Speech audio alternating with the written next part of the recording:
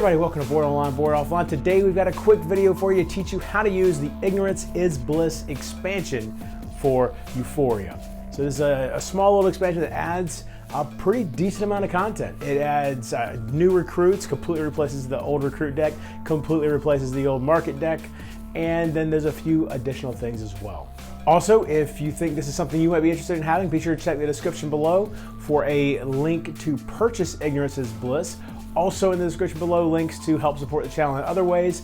And if you don't know how to play the base game for Euphoria yet, you can find that link in the description below. That's a video I put out a couple years back, I think, at this point.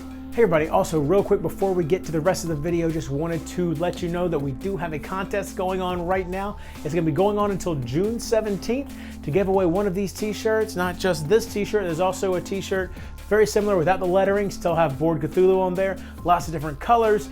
Follow the link for the contest in the description below. And again, it goes until June 17th. This is brought to you by Geeky Goodies, who makes these t-shirts for us. They're fantastic t-shirts, feel great, fit well. And yeah, go check it out and let's get to the rest of the video. During this video, we'll be learning how to play Euphoria using the expansion Ignorance is Bliss. This expansion also includes an Ultima, which may be used to play the game solo and also may optionally be used to enhance a two-player game. However, the rules for the Ultima will be taught in a separate video, and you can find the link for that video in the description below. If you'd like to see a gameplay featuring the Ultima, be sure to check the description below also for a link to a solo gameplay of Ignorance is Bliss, which I released just a little while ago.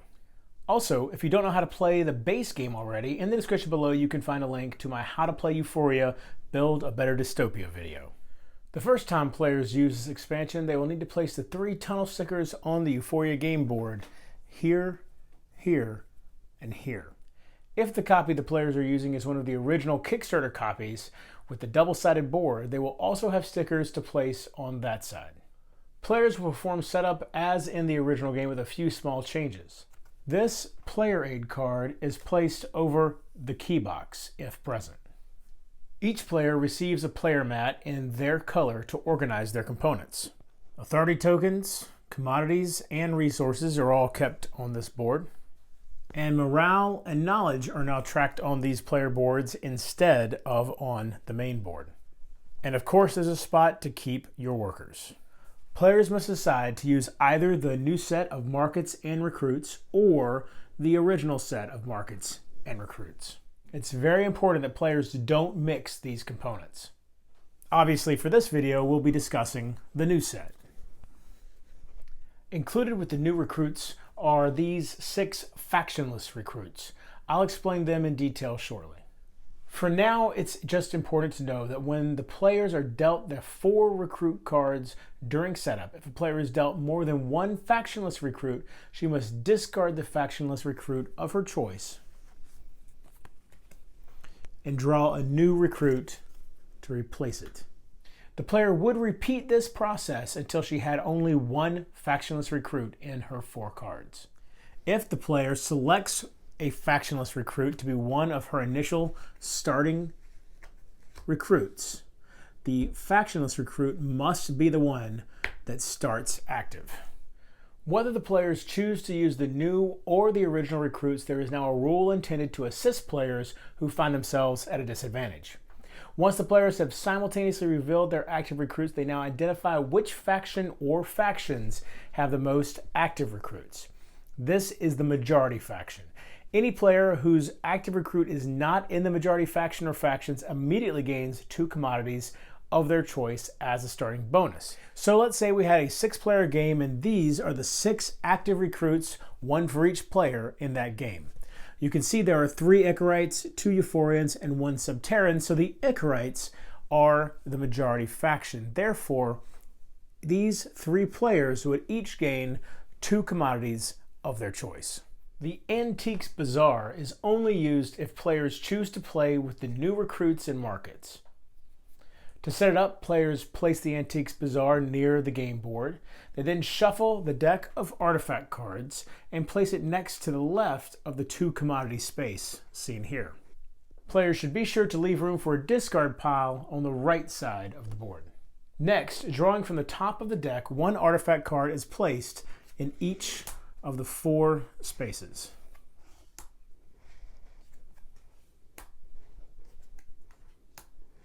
We'll discuss exactly how to use the Antiques Bazaar momentarily.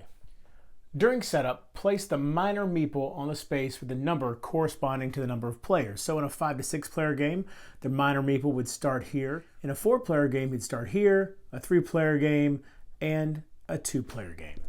In addition to these changes to the setup rules, there have also been some minor changes to the in-game rules as well.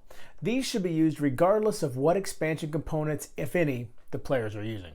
If the player begins her turn with multiple workers sharing the same number and wishes to place those identical workers on the same turn, she must lose 1 morale in order to do so for each worker placed beyond the first. In order to do this, she must have the morale to lose. So in this case, she would not be able to do so because she only has 1 morale, which is the minimum. However, if she were at 2 or more morale, then she could place the additional worker as normal. The other rule change is that when visiting a constructed market that she does not have an authority token on, the player may choose to place her authority token on that market rather than the territory. In the Antiques Bazaar, the 4 face-up artifact cards form the queue. When instructed to take an artifact card, take one from any of the 4 spaces.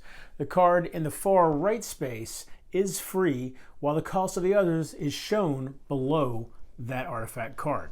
It's important to note that players may not draw from the top of the deck when selecting their artifact card and must instead choose from one of the 4 available. After taking a card and paying any applicable cost, in this case 1 commodity, the player then performs the following steps in order. First, slide any artifact cards to the right, making sure to fill in any empty spaces, and then draw the topmost artifact card to fill in the final space. Keep in mind that these 2 steps are performed after each artifact is gained, even if a player gains multiple artifacts in the same turn. If the artifact deck is empty and a space needs to be filled, shuffle the discard pile to form a new deck, and then fill it in. If there's no artifact deck and also no discard pile, then the card is not restocked. However, as soon as an artifact will be placed in the artifact discard pile, the space would then be restocked. Factionless recruits, as you may have guessed, are not linked to any specific faction and are easy to pick out due to the black background behind their name. These recruits do not provide any benefits from the allegiance track and instead provide an ability that's more powerful than normal recruits. Players may never have more than 1 factionless recruit. Therefore, if the player already has a factionless recruit and she uses her ethical dilemma to draw 2 recruits, if any of those drawn are factionless, she must discard the factionless ones and draw until she has no factionless recruits drawn from the ethical dilemma. So there you go, that's everything you need to know to use the Ignorance is Bliss expansion. Now I will have an Ultima how to play video coming out in the near future as well to teach you how to use this Ultima. This is by far my favorite Ultima from Stonemaier Games so far. I've played their Scythe, Charterstone, My Little Scythe, and Between Two Cities Ultimas, and out of those, so this is the 5th one, this one is definitely my favorite. I think it's the most clear-cut and easy to use, while also simultaneously having having the Ultima make interesting decisions and challenging decisions that make sense. So yeah, be sure to come back and check for that how to play video. And until next time, if you're bored online, bored offline.